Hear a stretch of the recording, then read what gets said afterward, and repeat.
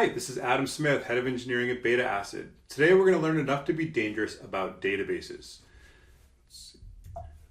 Yesterday we talked about our hypothetical pet store application, and the thing that we honed in on is probably the most important is the database. A database is really a system that stores files and ways to remember where those files are at. So we have three main types. Think of a relational database as an Excel table or a series of Excel tables where you have columns with the information type and rows that represent the information. That's what we're going to be dealing with in most cases in our applications. But we have a couple others that are worth hitting on as well. We have non-relational databases, and those are not the nicely structured row and column format that we're used to. And we'll get into when we're going to use those types of databases. And we also have a more obscure one called a graph database.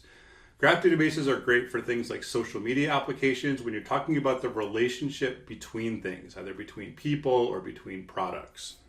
Relational databases are, like I said, the typical type that we're used to seeing. The common tools are MySQL, Postgres, Oracle, and Microsoft. Those are the main ones you're going to see out there. And they're great for structured data. So if we have a one table being like the users of our database, column 1 will be their ID, column 2 will be their first name, column 3 their last, column 4 their email. And you can always query the column and row to find a particular piece of information about that user. Common use cases are for things like users of the app, available grooming times, or anything transactional and financial in nature when a payment's been made. Perfect use cases for a relational database. Now, non-relational, you do see out there quite a bit, but it's not as commonly known. Some of the most popular ones, probably the most popular one is called MongoDB, another product called Cassandra, and then we have AWS's version, Amazon's version, which is called DynamoDB. All three are pretty similar. They're all very, very scalable, and they handle diverse data types.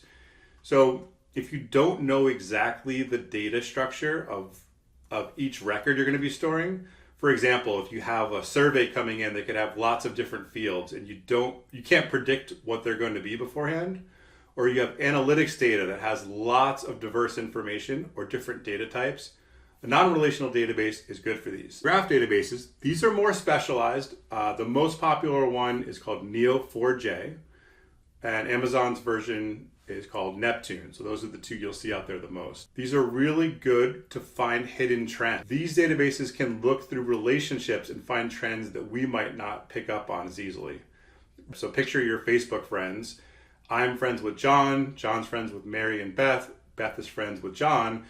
It's great at finding the relationships between all of us. So in our use case here, we might use it to suggest grooming products because we would be able to find the relationship between the products and the type of user that I am. So again, we have relational, non-relational, and graph databases is our three main types. That's the takeaway that we should try to remember from today's session.